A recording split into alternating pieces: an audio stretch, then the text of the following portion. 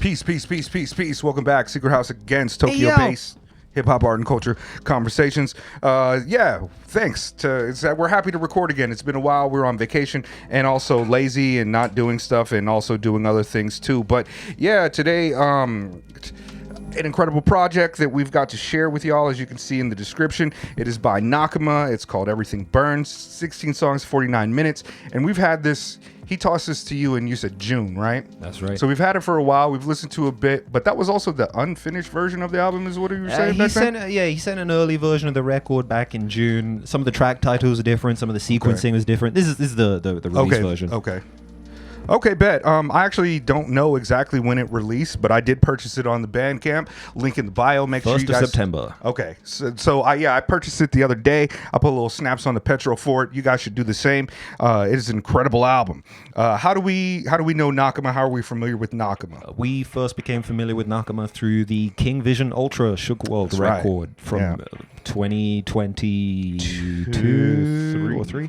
Yeah, 2023 maybe? One of my albums of the year that year, I think it was second on my album of the year list behind the Noname, which we'd all kind of agreed on as the best album of the year. Yeah. But that King Vision Ultra record was fucking spectacular. I mean, that album has gone on to be one of my favorite albums, full stop. So yes, and it's an interesting type of album too, because it's not necessarily one that is like bumps in the whip or you put it on for its like songs. It's more like it's a beautiful piece of art. It's an art piece. Which oftentimes there's not much of a difference in terms of how often people play things up, but sometimes their music does lean towards like art music and not as accessible. And I think that's an interesting place to start with this album too, because we have had it for a while, but it took me a while to really sit and find the place that I wanted to listen to it in, because I would put it on and it is it's a different type of vibe. It's that one that's very much there. Did I skip something? That's how we both know Nakama, and he's kind enough to reach out. We've done some other albums with him on it, such as Ikeru, which was the MIDI Neutron, who's playing right now in the background. Some of his people in his creative circle, like we've recently reviewed, and so we try to pay attention to everything that's dope, and it just so happens that they're all working together and very dope. There are some notes from this album before we get into our discussion about it, and it's really well written and it's really interesting, and I think that we'll get and talk about some of those things as we discuss the review. But yeah, it's actually really, really dope. And kind of like prose. You want to hit an extract from that? Like you want to hit a paragraph? Well, I'll start at the beginning, which is it's notes from the admin. It says everything burns is a violent conversation. The era under which this work meets the world has been flagged in history as a melange of misinformation, misdirected aggression, and mortal tension. From the conception of this album in 2022, the earth has been set ablaze time and time again. Our collective bodies have borne witness to war, starvation, new and strange disease, digital psychosis, political assassinations, attempted and successful, infrastructural destabilization worldwide, and an ongoing negotiation of the ethical binding which keeps us, the inheritors of this mess, in conflict with one another over what could be limitless. It's and those things that he's discussed, that the admin is discussing about the album are some of the most amazing parts of it before you even get to the sonic qualities. Oh yeah. But I guess we're good to get into the album then. I feel like I'm not used to doing this anymore. It's been a while. Like we both had stuff going on. I had family in town. Like everything was same. We were busy. So also everything that they just posted there is like we're dealing with the same destabilized world. Yeah. So a bunch of that, and yeah, fucking to start off, and I'm trying to get to my notes as well as read this. I love the album. I think it's one of the best pieces of music, of art that I've heard this year, especially from an artist who is not necessarily in the public kind of eye as much as others. Like when you talk about Gollywog, of course everybody likes Woods. There's a lot of the new Earl even is out. Those are great albums. This album to me should be involved in the conversations about high art and great cogs in the kind of black revolutionary machinery, because this album is black as fuck first and foremost, and it is amazing. But it's a tough listen for people who are not used to being confronted by challenging type of music. You know, there's elements of this that are kind of cacophonous. There's things that seem kind of discordant sounds being meshed together. There's kind of noise elements, and those things, like, you know, even like almost ambient droney type of moments and weird things that are from music genres that are kind of it's quite a difficult to like pin down record, because there's so much going on sonically at any given moment, both in terms of the production and the rapping, like not just the choice of flow and pocket, but sometimes the delivery. You have these sort of very straightforward confrontational finger in the chest type raps, and then it goes to these kind of almost like sludge metal screamy kind of like growl vocals, and then the more kind of melodic elements coming in at the same time. It's quite in a lot of cases, it doesn't necessarily feel like songs, you know? It's not like just like, oh, these are the 12 songs, this one's the hit. You know, I guess like that would be like Black Boy Joy maybe would be like the focal point of the record, where you're like, oh, okay, everything comes into focus here. This is where we listen to it as a set of songs. But I think broadly the intention is to listen to Everything Burns as a complete listen. You mentioned it was 49 minutes. The ones that I got streaming. is like I guess you got some bonus tracks with the paid version, because looks about right. Mine's 34 minutes. But you've got 12 and I've got 16. Okay, so yeah, we got. I mean, so I see like Train Heist and stuff is on there. So either this isn't downloaded correctly, but that is Train Heist is not on here, but that is definitely on the version that Nakama sent me on the Untitled. So oh shit, yeah. Either you got some bonus tracks. Yeah, there is. Train Heist is not on yours. Neither is Actuation. Actuation, yeah. DFF Frankenstein's. That's it. Oh, okay, sorry. Yeah, we're missing a couple. Like so Next Dance. I'm assuming there's some different versions of the record. I just pulled it up on streaming for convenience, because Untitled asks you to unlock the phone over every time. But I have listened to both versions of the record in any case. Is Nakama Get Signed on there? It is not. Okay, because that's kind of like a skit type of thing too. Yeah. But yeah, again, back to kind of the sonic qualities. I'll put some of it on right now. There's a lot of drum programming and kind of bass lines and things that don't seem as though they go together. They're disjointed a bit, but Nakama catches vibes on them, and Nakama I also like on the information I have, it doesn't say, even in the lyrics, if you go to the Bandcamp, all the lyrics are available there.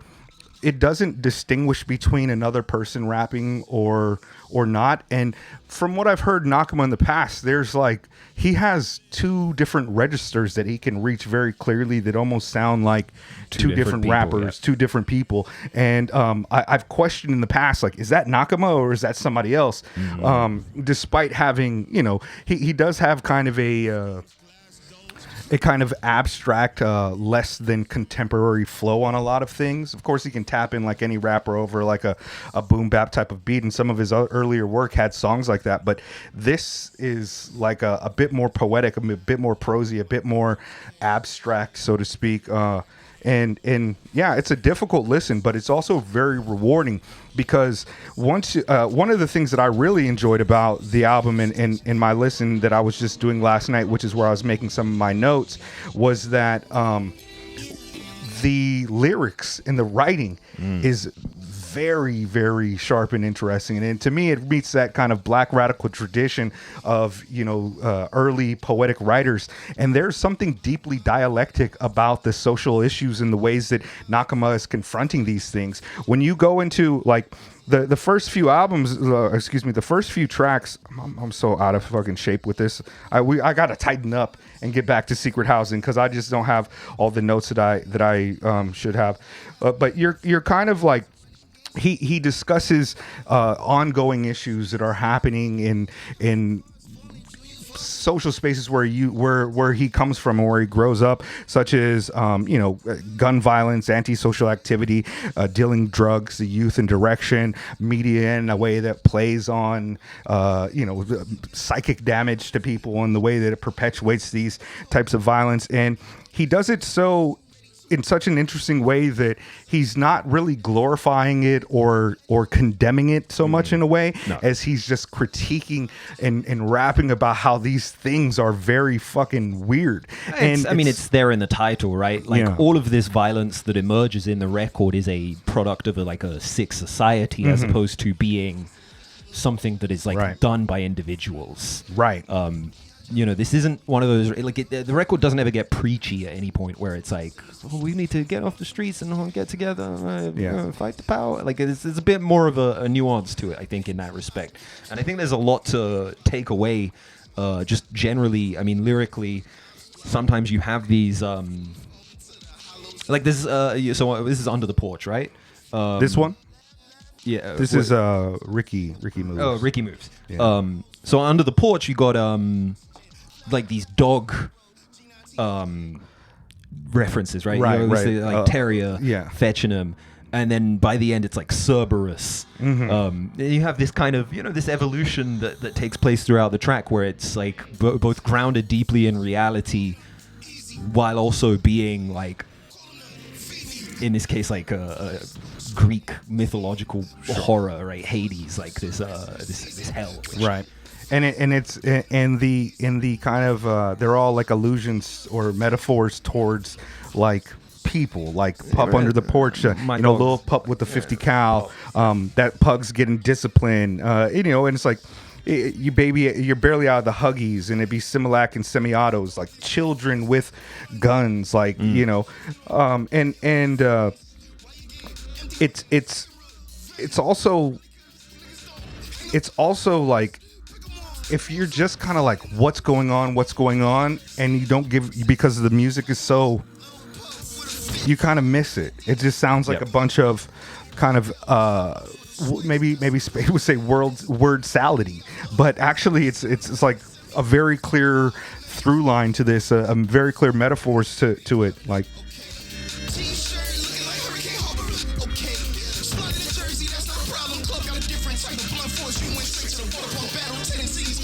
It is one thing I really, really enjoy about the production on this, and my understanding is that this is entirely by Nakama and someone called Prim.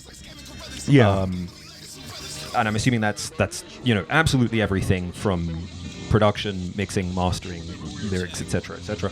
A lot of the time it's chaotic and it's kind of abrasive, but at the same time it's quite rich melodically. Yeah. There'll be a piano part or a horn part or some kind of jazz sample or something that's usually quite pleasant, and it kind of grounds you, I think, during the listening experience, that it gives you something to follow along with. You kind of want to you kind of want to wait for that so you can get back to relaxing a little bit, because it's so frantic, and that's one of the things that I really like. It's not just the depth of prose opposed to your bars, but the sonic qualities also come from this multi-directional lineage of black art, or high art, if you would like to say synonymously. It's jazzy, it's hip hop, it's funky, rocky, odd drumming. It's also those noise, cacophonous type of elements to it. It's a lot of it is that inaccessible element of counterculture that you kind of this is not for Forever 21. This is not for even a performance of this would be challenging for a lot of people, but for me, there's these kind of oases, or there's always this element to the song that grounds it to me, whether it's the lyrics, whether there's those little melodic bass lines or the horns or something that is not so. Well, here on Ghost, there's also this constant forward motion that goes through it. Individually, obviously the flows are pretty sharp and pointed. They're very fast, but it's I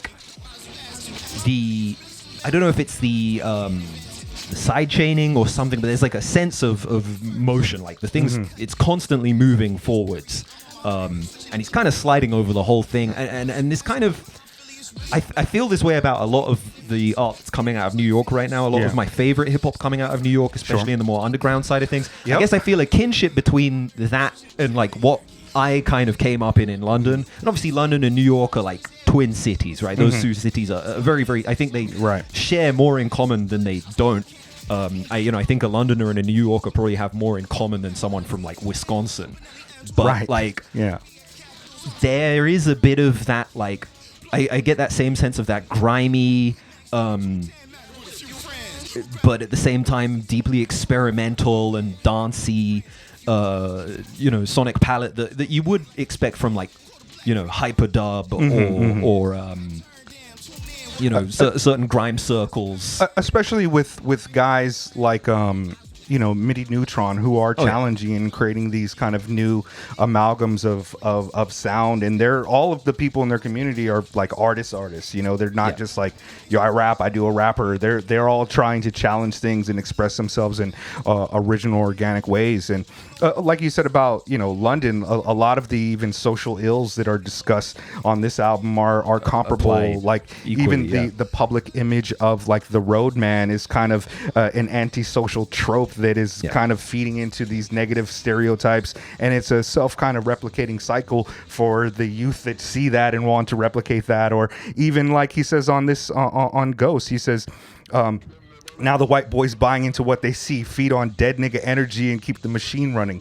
Sour note third grade reading on like the bars in this go really crazy. Babies raised in COD lobbies, Call of Duty lobbies, hard on ADOS like Soviets to Uzbeks, diasporic ghosts in every Duffy with some new skins. Like it's so there's so much going on here, and I'm pretty disappointed with myself because I feel like this is the type of album that I'd really like to interrogate some of the rhymes, and I'd really like to highlight how these things are related to different social ills, but we just haven't got there. I just haven't got there with it yet. And I wish I did, but I'm also going to be talking. I know that Cozy, she's going to bring up this album when we do What's Up with the Minutes next week, I think. So maybe I'll have some more to say and to highlight it there. But overall, the thing that I just really wanted to talk about this album is that it's incredible, and it's very challenging, and it's also very rewarding. And I think about this album in comparison to not to compare it to diminish either of them, but Revelator by Elucid is kind of, when I was thinking of albums that have a similar type of temperament and hard to get into, it's like my first thought is not like a challenging album like Scaring the Hoes, like a JPEG Mafia, because it also does have those sonic qualities. There's definitely some elements of that JPEG Mafia, like even the delivery on some of the tracks kind of remind me of him, and then the way that it's been mixed and some of the sort of constant percussive, like almost like a break beat that runs through the entire record.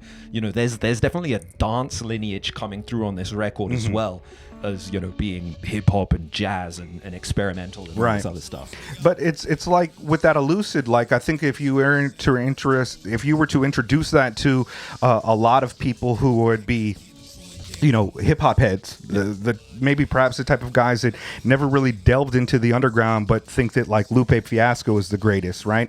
This album would be very challenging to them, and they might even question if it was hip hop, like the same thing that one might say about Elucid's Revelator.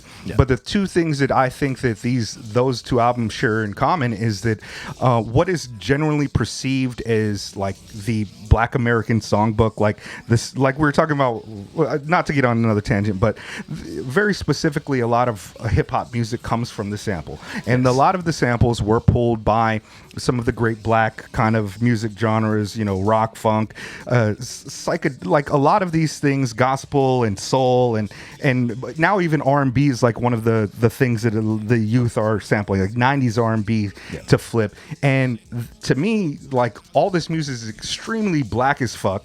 It's extremely hip hop, but for the average hip hop head, they're just like, what's going on here? You know what I mean? Like even my nephew, who is down with some of the weird shit a little bit, like he'll fuck with Blockhead and Aesop. He'll fuck with like Mike a little bit. He'll fuck with JPEG Mafia like a little bit.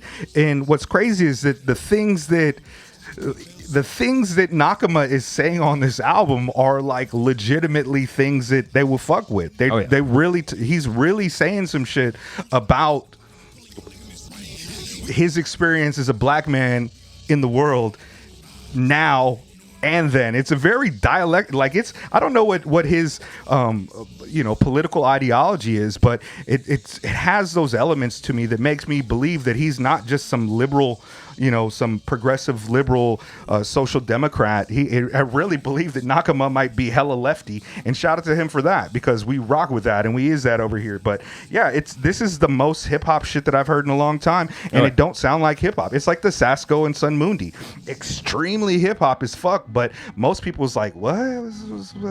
They won't pick up on this until an artist like the next 10 years from now, a Juice WRLD,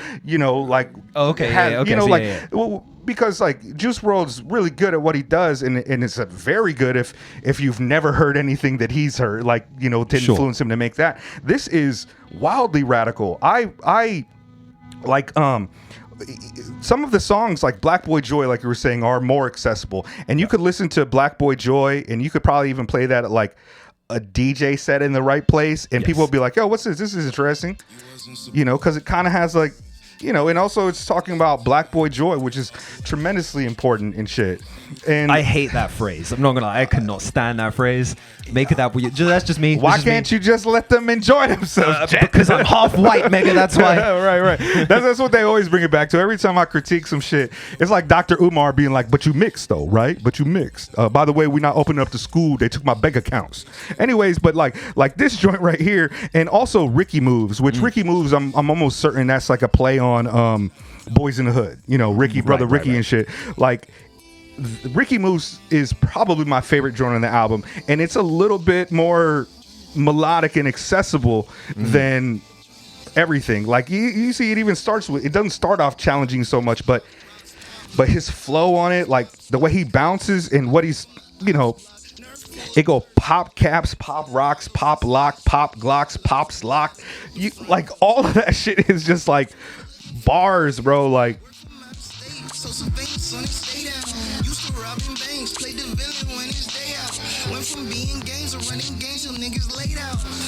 It is such like another thing about it. It is so full. It is a kind of claustrophobic album because there's not a lot of like negative space. The more you listen, there's something happening, even if it's just like the fuzz and pop and crackle of the sampled record or feedback or some type of thing. It's never really an empty space on it. And I don't know if you guys have so on the streaming version of the album, it starts on Ghosts, and then you don't get the first 3 tracks. I don't know if that's intentional, like a sample clearance thing or what, but yeah, if you're listening to this on Apple Music, it starts on track 3 relative to, or track 4 relative to the paid version of the record. There's a song on here. Let me stick with Ricky Moves a little bit though, right? Yeah, still not. Like you see, there's an element of this that is so fascinating for me, and it's like an earworm that I keep on having to come back to. Like when there's a song and there's just like this little part of it that you need to hear and keeps on bringing you back. This song has that, like many of the songs have that moment for me too. I'll wait for it to like, okay, there's the melody. There's the perfect 15 seconds where everything comes together and he's bombing right there. This song does that too, and it feels like it's going to open up and then some drums come in a different way.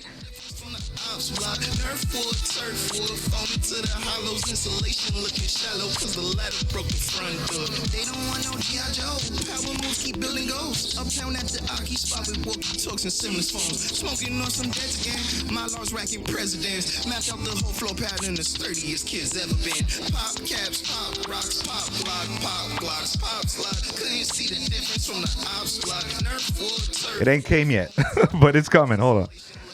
Cause the ladder broke the front door. Left, right, touch your toes, pick up clothes, pop a bit, pick your nose, flick it low, sliding blick, they need oxygen. Flashlight, hit the road, G19 on all of them. Gucci back and tennis and got switches when they watching. Maybe I timed it wrong, but I mean, you hear that the horn. I mean, it all coalesces into this one moment where it's like it's actually more stripped back than the rest of the track. Yeah. It has like a, and then the sort of more breakbeat elements come back in, and there's a lot of like breaks on this record as well.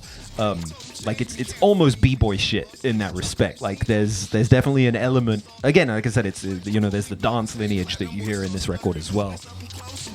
But like on this song, right?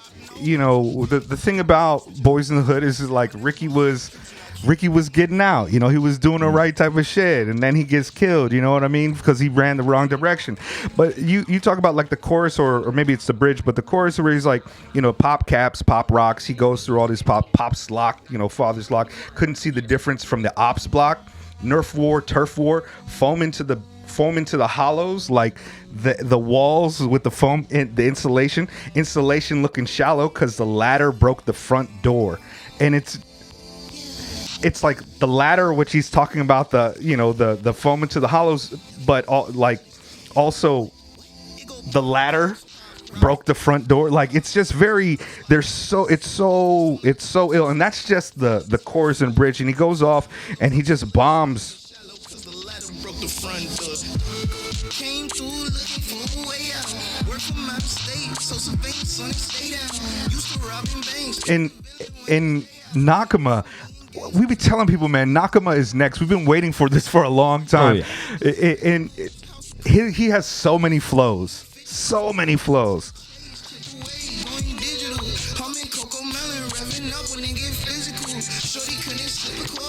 And he has like that sing-song kind of style on this. This is extremely accessible to me. This is probably the most accessible shit, and I really, really love it. Iverson Numbers 2 is crazy. That's probably my favorite on the record, actually. Iverson Numbers.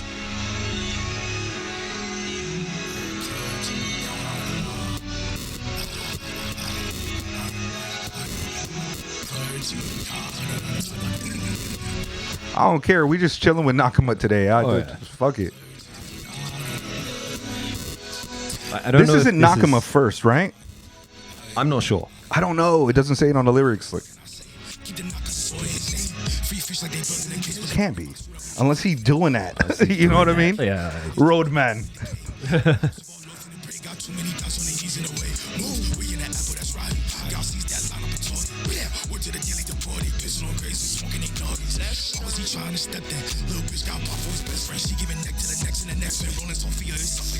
It's like that the very intentional usage of that feedback. It's fucking amazing, this album.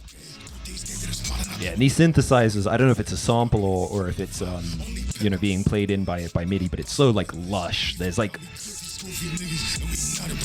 even like there's a little bit of like phaser like distortion on it that makes it slightly uncomfortable, but at the same time, like because the synths are so lush and the chords are so nice, it's kind of balance. It's a very delicate balancing act that's going on in the production. All the production on, like, if it was just a production album with no lyrics, it would still be an amazing listen. It's amazing.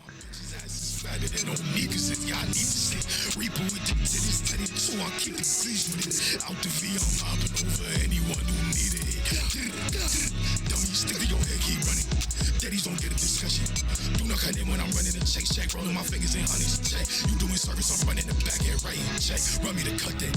Only black, I'm smoking more. We're the dynamic writing duo. I'm having for most of the year, I've had my 3 albums that were kind of in contention for that number 1 spot, and this joins the battle. I've got like 5 albums that could be my favorite album of the year, and all of them are extremely good albums for different reasons. None of them sound the same, but the through line in all of them is that they're all like the highest level writing, dense, content and sonic qualities that are just... This is my shit too, right here. Uncomfortably Close, which is kind of like a drone. Yes. Like it's not even like a... Yeah, it just goes. I played this for like 40 minutes last night while I was arguing with Kente on where I was being mean to people on the Rap Music Plug podcast, because that's what I do sometimes. I guess I'm an asshole a lot. People that know me know that, but I'm also charming sometimes. That's why Jet sticks around a little bit. But yeah. But this, I had this on for like 40 minutes. It was like, fuck it. I love it.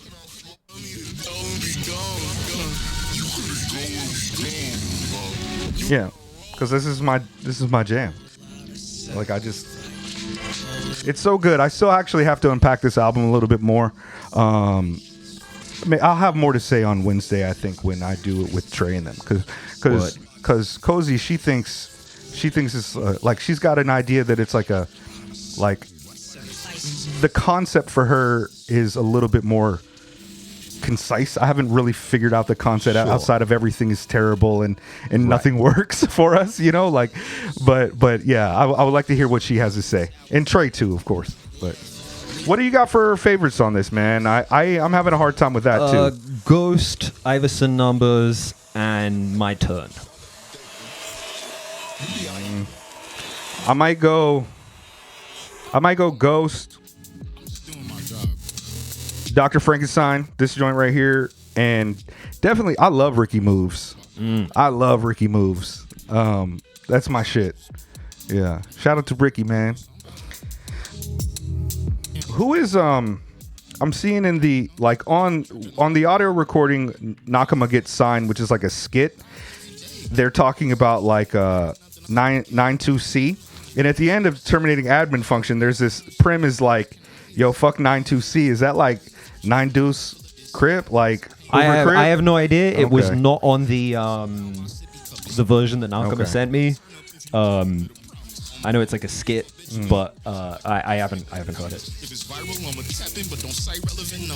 Shout out to Nakama, man, a real comrade, a real cat who's got a lot of things to say, producing some of the greatest art out right now. Make sure you pay attention to the independent, underground, avant-garde, experimental, black radical tradition, and purchase the album. Like, we got it for free, but you know, I still take that Patreon money that y'all hook us up with, even when we don't record for a month and shit. I still take that money and I put it right back into the artist's pockets that we support when we can, and I even put money out of my pockets for that type of thing too. I think it's tremendously important to, you know, put money into Nakama's pocket so he can keep on finding ways to express himself and kind of deal with life a little bit better in this fucking whirling dervish of bullshit. I spend my share on drugs. Man, drugs is expensive as fuck out here too. It's like I'm not going to talk about it too much, but you know, like, Ghost is crazy. Ghost is crazy. Before we get out of here, I'm just gonna play that for a little bit. Run it. Also, like,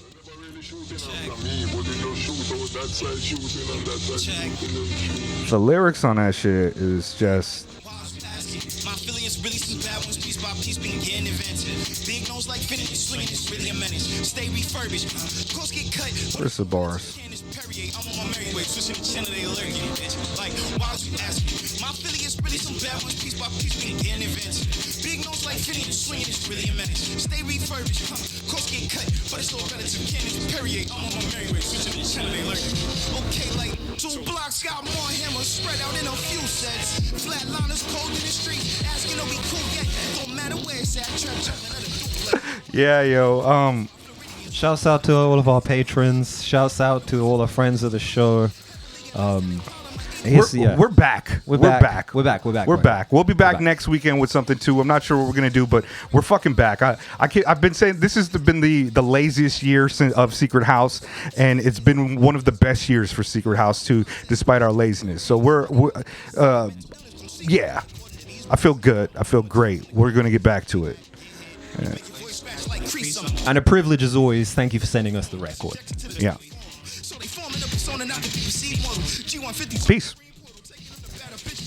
Sorta not a white boys buying into what they see. Wanna feed on dead nigga energy in the machine. Keep running, sound with no dirt. Read what academic spin when he